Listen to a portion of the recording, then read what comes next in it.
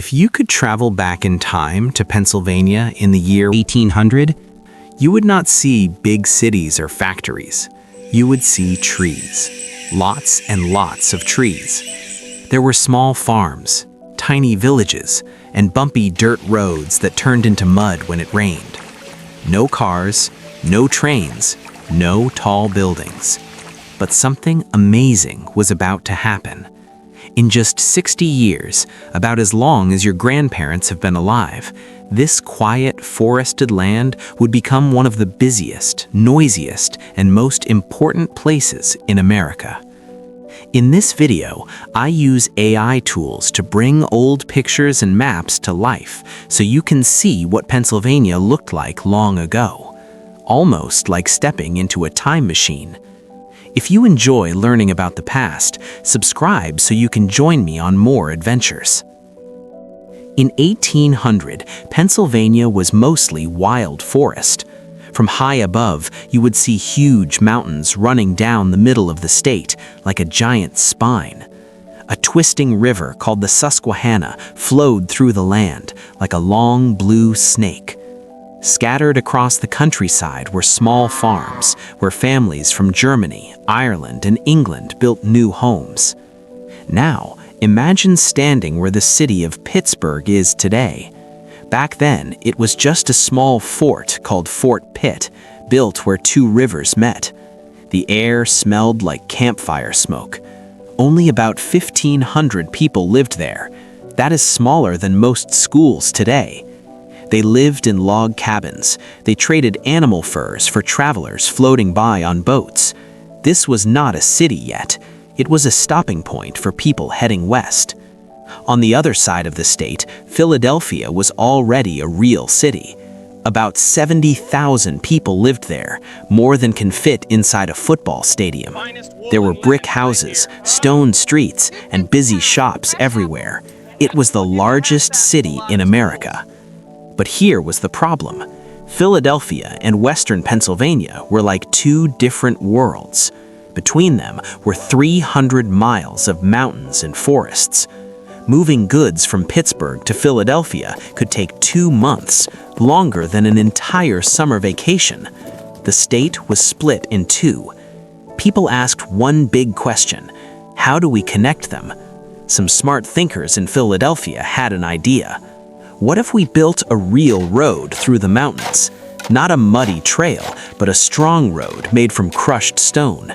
In 1794, they finished the first major toll road in America. A toll road is a road you pay to use. Along it, travelers saw wide farmland and gates where small fees were collected.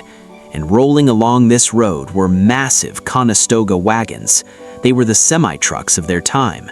They had white canvas tops that curved upward and 6 powerful horses pulling them over hills. Soon, Pennsylvania had over 2,000 miles of roads, more than any other state. But roads were still too slow. People needed something faster. They needed canals. In 1826, Pennsylvania began one of the boldest projects in history. A system of canals and railways stretching nearly 400 miles. But there was a problem. How do boats cross mountains? Here's how. At the base of the mountains, boats were lifted out of the water. They were placed on rail cars. Steam engines pulled them up steep slopes using thick cables. It was like a roller coaster for boats. There were 10 of these inclines. Together, they lifted boats nearly 1,400 feet, higher than a 100-story building. Imagine taking this trip in 1835. For days, you float peacefully on calm water. Then suddenly, your boat is taken apart. A steam engine roars. You're pulled up a mountain, dangling above deep valleys. Your heart pounds. Then you reach the top and see the land stretching out on the other side. It was slow, it was scary, and it was incredible. This system cut travel time from weeks to just 4 days. These canals were built by real people. Many were Irish immigrants searching for work.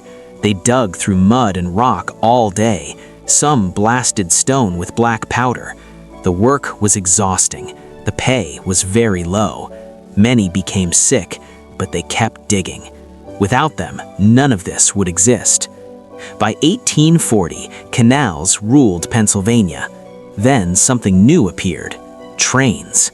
Steam engines thundered across the land, moving 25 to 30 miles per hour. That was unbelievably fast for the time. Trains worked in winter, they ran day and night, they climbed mountains without special ramps. Pennsylvania had to choose: canals or railroads.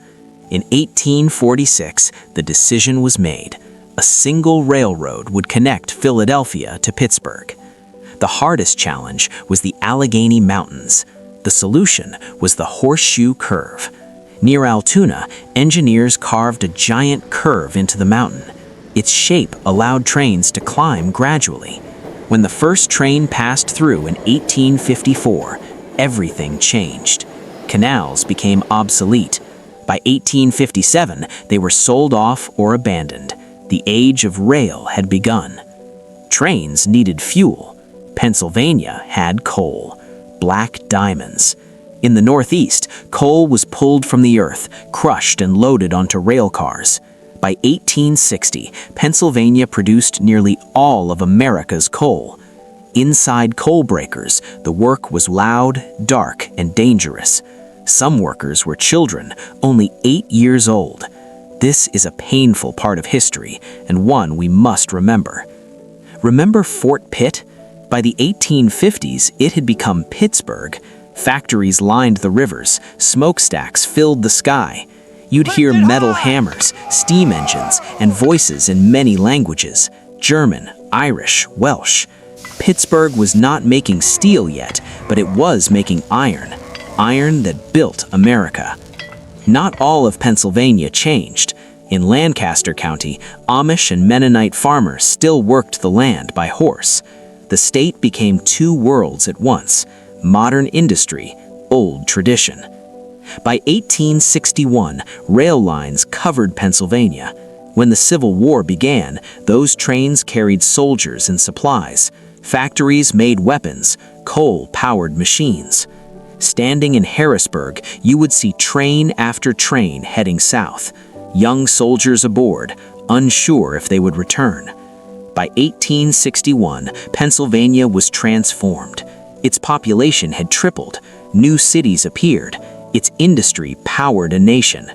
People from around the world learned to live and work together, always building, always changing. When I look at old images of canals and railroads, I wonder, did the workers know what they were creating? They believed tomorrow could be better. They were right. They didn't just connect Pennsylvania, they helped connect America. Thanks for joining me on this journey. Tell me in the comments, what place or time should we explore next? See you next time.